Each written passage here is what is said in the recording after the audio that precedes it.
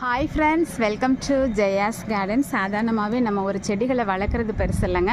அந்த செடி என்ன மாதிரி வளருது, அதனுடைய வளரக்கூடிய அந்த டைம் எந்த அளவுக்கு இருக்குது, அதில் எவ்வளோ காய்க்குது அப்படிங்கிறதெல்லாம் பார்த்து அதுலேருந்து நம்ம சீட் கலெக்ட் பண்ணுற விஷயத்தை நம்ம பண்ணிடணும். இங்கே பாருங்கள், எல்லா 35 தக்காளி கன்றுகளையும் ஒரே டைமில் தான் நட்டேன். ஆனால் இவங்க மட்டும் ரொம்ப ஃபாஸ்ட் க்ரோத் மட்டும் இல்லை, வேகமாக பூ பூத்தாங்க.